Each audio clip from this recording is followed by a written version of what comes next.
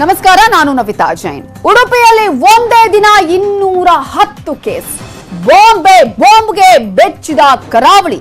ಕರ್ನಾಟಕದಲ್ಲಿ ಕೊರೋನಾ ಮಹಾಸ್ಫೋಟ.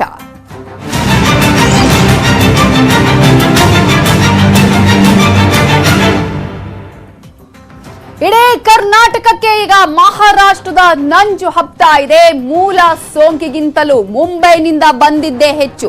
ಒಟ್ಟು ಇಲ್ಲಿಯವರೆಗೂ 3408 ಪಾಸಿಟಿವ್ ಪೈಕಿ 1812ಕ್ಕೆ ಮುಂಬೈ ನಂಟಿರೋದು ಈಗ ಮಾಹಿತಿ ಲಭ್ಯ ಆಗ್ತಾ ಇದೆ. ಒಂದ್ ಕಡೆ ಈಗ ಮೂಲ ಸೋಂಕಿಗಿಂತಲೂ ಮುಂಬೈನಿಂದ ಬಂದಿದ್ದೇ ಹೆಚ್ಚು.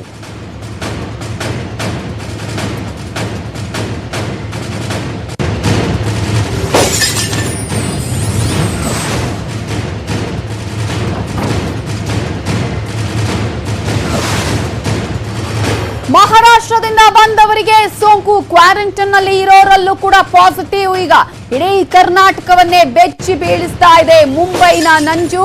ಕಲಬುರಗಿ, ಯಾದಗಿರಿ, ಬೀದರ್, ಬೆಳಗಾವಿ, ಹಾಸನ, ಮಂಡ್ಯ, ಉಡುಪಿ, ವಿಜಯಪುರದಲ್ಲೂ ಕೂಡ ಈಗ ಮಹಾರಾಷ್ಟ್ರದಿಂದ ಬಂದವರಲ್ಲೇ ಪಾಸಿಟಿವ್ ಕೇಸ್ಗಳು ಜಾಸ್ತಿ ಆಗ್ತಾ ಇದೆ. ಒಂದೂ ಇಲ್ಲದ ಜಿಲ್ಲೆಯಲ್ಲಿ ಒಮ್ಮೆಲೆ ಹೆಚ್ಚಿದ್ದು ಮುಂಬೈನಿಂದಲೇ.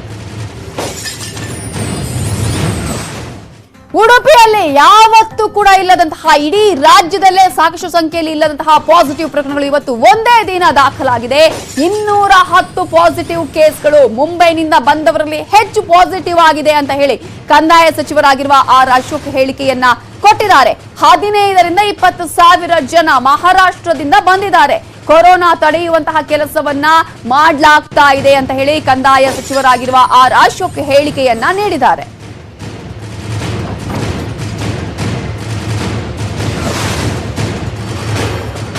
ಅತಿ ಹೆಚ್ಚು ಪ್ರಕರಣ ಮೊನ್ನೆ ಉಡುಪಿಯಲ್ಲಿ ದಾಖಲಾಗಿತ್ತು. 73 ಪ್ರಕರಣ ದಾಖಲಾಗಿತ್ತು. ಆದ್ರೆ ಇವತ್ತಿನ ಈ ಒಂದು ಲೆಕ್ಕವನ್ನ ನೋಡಿದ್ರೆ ಇಡೀ ಒಂದು ರಾಜ್ಯದ ಜನರಿಗೆ ಇದು ಆತಂಕ, ಶಾಕ್ಗೆ ಕಾರಣ ಆಗುತ್ತೆ. ಯಾಕಂದ್ರೆ ಉಡುಪಿಯಲ್ಲಿ ಒಂದೇ ದಿನ 24 ಗಂಟೆಯಲ್ಲಿ 210 ಪಾಸಿಟಿವ್ ಪ್ರಕರಣಗಳು ದಾಖಲಾಗಿದೆ ಅನ್ನೋದನ್ನ ಆರ್ ಅಶೋಕ್ ಅವರೇ ಹೇಳಿದ್ದಾರೆ.